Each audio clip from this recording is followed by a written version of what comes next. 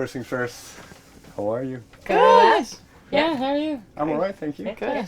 So before we talk about music, I'd like to jump back to the beginning a little bit. Okay. Yep. Because, well, you're from Bray, Yes. County Wicklow, Yeah, in good. Ireland. Yes. What kind of place is that to grow up in? Ah, it's amazing. We're right beside the sea, and Just south of Dublin County, Yeah. so it's suburban, but it's a big town. So you kind of have, but we're also just on the foothills of the Wicklow Mountains, so we kind of have the best of both worlds. Okay. Yeah, You know. you're like 5 minutes from the countryside and from the forest, and then the sea is right there. It's really beautiful. We're big fans of Bray. Yeah, We're very proud of where we're from. We have a hashtag, Bray is class. Yeah, class is a good thing. Class is a good thing. But so in terms of music, and then is it then quickly everybody goes over to Dublin, or is there something of a scene to speak of in Bray as well? there's a couple of great pubs, like the Harbour Bar now they've got a name for themselves. I suppose it would they're kind of becoming the Whelan's of Bray. So Whelan's is a venue in Dublin. in Dublin You know? South. Yes, I Yeah. do. Okay. So yeah, and there's a load of great bands playing there now as well. And where else in Bray? You see, we were lucky because when we were teenagers, there was a big scene in Bray for underage gigs. Okay. So Yeah. when we were teenagers, we had the opportunity to play gigs. I mean, in like church halls and, you know, With metal bands. metal bands, sweaty, smelly 14-year-old metal bands.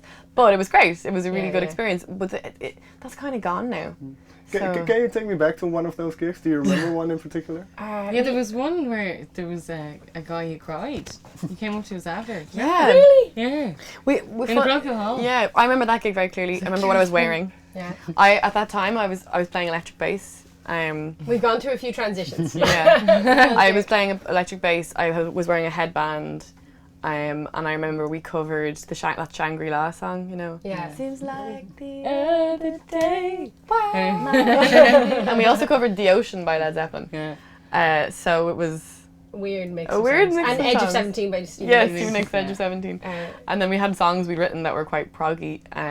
So weirdly enough, metalers really liked us yeah. because it was complicated music, but also And I'm a big Emotional. fan of metal. Yeah. So I So was we're okay. quite well. But But I yeah, we remember- were part of a group. Were you guys part of Rock and Rockcast? Yeah, Do you remember yeah. that? You We were used to put on underage gigs and like underage events and stuff. So we were always like, certainly when we were teenagers, there was definitely a scene. few different scenes, and in the towns next to Bray there were scenes as well. Greystone. Almost there was Theatre and almost stuff. like rival Okay. youth collections that put on gigs. You know, But it's sad. That seems to be kind of gone now. I mean, I wish it wasn't. But then once we were 17 or 18, we started playing gigs in Dublin City, and there's an amazing scene there for.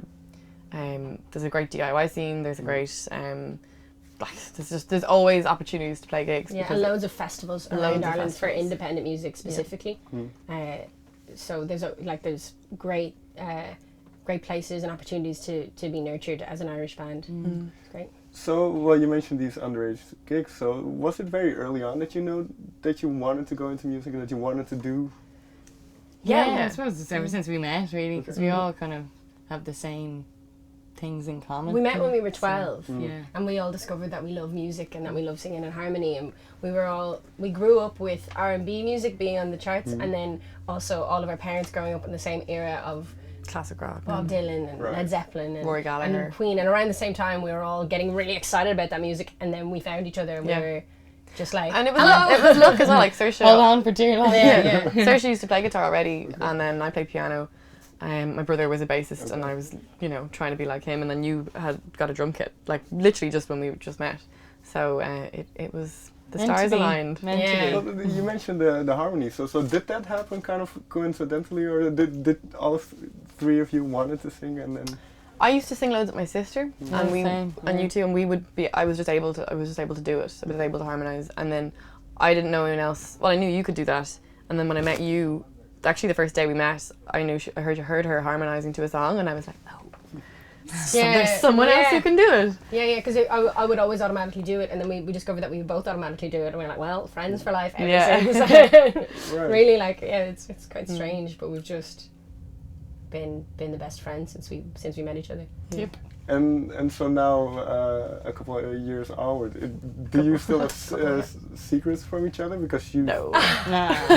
Well, actually, guys, Oh shit, here we go. I can't even. It's actually terrible. I mean, like even because we spend so much time together. Right. There's no secrets, you know. Like, I don't know. We probably tell you guys way too much. Well, if we take for instance, if because I read that you have a very collective songwriting process, that everybody kind of contributes and brings.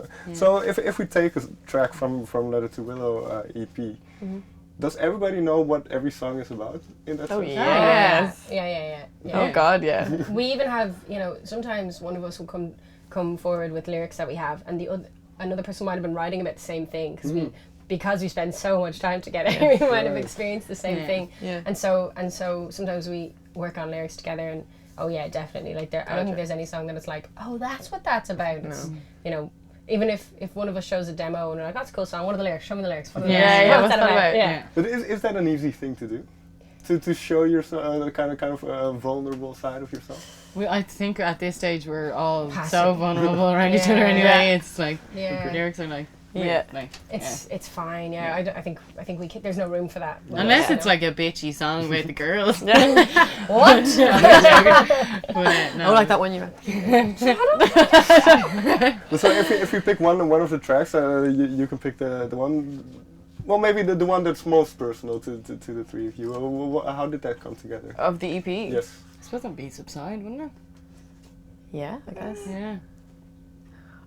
Yeah. Like the most like heart wrenching kind of. I guess. Yeah. Okay. Running. Yeah, I suppose. we could do this dance. We could do this. Well, we are. Yeah, they are very personal. They are quite personal, but also, I guess, You we sometimes like it to have a universal theme as well. right. You know. You have to detach yourself too. I mean, like if I come in with really personal lyrics, and it's okay to cry at band practice. You know, like but you kind of have to let go that it's personal It becomes a story. Because 5 minutes later, it's like, I like what you said, but that lyric's just a bit crap. You know, Yeah, and then you're like, what do you mean? It's my heart. Turning my pain into art right now. So you kind of have to just Let it go. for the process of making it a song. You have to detach. And yeah, I think those songs. I mean, I wrote the lyrics for Subside maybe three years ago. So it has become maybe something else now. Like now it's more universal. You know, it's about not settling for anything less than everything. But can I assume that it is an outlet in a way? Oh yeah. Yeah, it's very cathartic. Like it's a great. I think even if you're not musical, writing down how you feel about something is a good thing to do. Yeah. It's healthy, like. So. Yeah.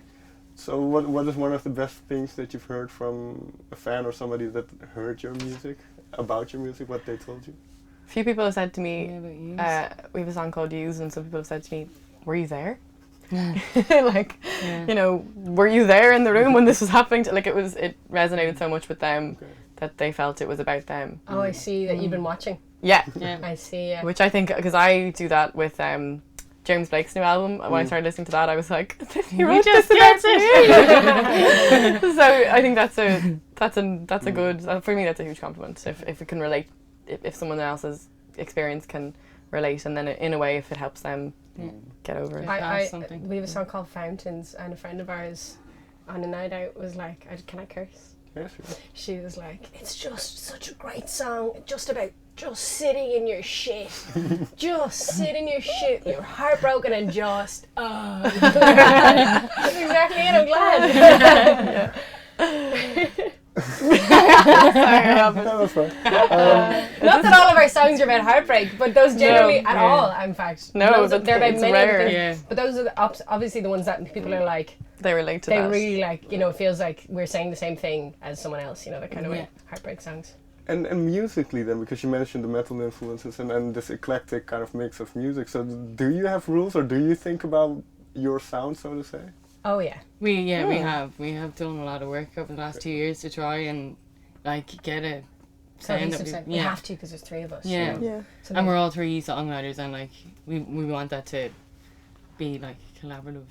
Right? Yeah, exactly. but also a unified sound. Yeah. Yeah. Unified sound. So I think what we try to go for is kind of like all the kind of tastiness and groove of R&B, which we're very influenced by, but then also the kind of unexpectedness of maybe alt rock or bit of jazz, you know, metal at times. Yeah. Like we listen to so much music, and we would veer in different directions ourselves. So trying to take something I would write or you would write and then make it something that sounds like us, I think has been probably our greatest challenge, but it's also the most exciting part of it. You know, it's I might write something and go, okay, I have in mind where that's going to go once they have their stamp on it, you know, and that's really important. Yeah. And it's not, it's I wouldn't have it any other way, you know. No. It's not like we're trying to make it fit. It's like once it gets there, it works, you know. It does take a bit of work to get there, but I think the songs sound their best when we all have put our input. work on it. Yeah. And so with this in mind, are you looking towards a debut album? A kind of a Yes, first we thing can't We're wait. going to the studio in like 3 weeks to record our first album. Yeah, we're so very excited. My excited. God, I'm so how excited. important is a debut album? Because you mentioned the sound that you want to capture. So how important is that debut album? I think, well, we've all been dreaming about it Yeah. since we were like 12. Yeah, absolutely. So for us, It's huge. Yeah, it's massive. And we love albums. We you love know? albums, yeah. And you fall in love with albums, and Yeah. we want it to be that kind of album. We want it to be a timeless hugely album. important. Yeah. It's not like an EP where it's kind of like you're just trying to test the waters and, you know, show people bits and bobs. You know, you really want it to be like, A here's collection the of album, art. and this is I want it to be timeless. Yeah, you know? that's what we want. I mean, that's what we like. That the music, when we fell in love with music, it was, like you said, albums. It was when albums were probably more important than they are now, which is a sad thing Yeah, to say. is that a little bit of a lost art in a way? Yeah. Maybe. I still listen to albums now. So do I. I feel like it's starting to creep back in. I think though. so. Like think it Solange is, is Like an album. a lot of good music came out last year, and a lot of good albums came out Albums, last year, and I think and people are actively trying to make it so that you listen to the album in full, or Yeah. else you miss out. Yeah. I like that. So people are interlude starting stuff. to do the interlude stuff again, and and make it more of Tying in of a message in an album, which I think is great for the times we're in. yeah, definitely, yeah. You know. Yeah. Might be early days, but do you have a title in mind? no, actually. Ooh, I no. want to call it Lingoland. I know it's a bit ridiculous, but that's my feeling towards the album. It's going to be like Lingoland, Kind but of Janelle Monáe. it can't Wonderland. be Wonderland. That's not what she actually called. I think the we should album, call it isn't Saoirse. No, it's like Arcandroid or something. We should call it Saoirse. Call it Caoimhe. No, I mean. Caoimhe, Karen and Saoirse. Forever. Well, finally BFFs. Finally then, I do want to mention Hozier quickly because you will work with him a lot. Yeah. But you're also, I believe, from the same area in Ireland. Yeah. We were in college together. Okay. Yeah. So, did you talk to him because of the kind of what he went through, that explosion and of popularity? Yeah. Did you talk about it and how to kind of veer through the music industry? He's been first of all, Andrew's such a nice person, and he's, you know, highly intelligent, and he would never, like as you said earlier, be preachy or anything, but like there's definitely been a few times where we've had big decisions and things you just can't know in the industry when they come around for the first time, you know, the business side of it, and like, you know, I'd be like, can you talk, I need to call you, I don't know what to do, and he's very, very helpful, you know, very, very, very helpful, because it all I mean, it couldn't have been more extreme than how it happened to him. Sure. So he's seen it all, you know. So what is one tip maybe he gave you, or it could be somebody else that kind of stuck with you? Oh, big time. Stand your ground. Stand your ground, and also don't release anything until you think it's perfect.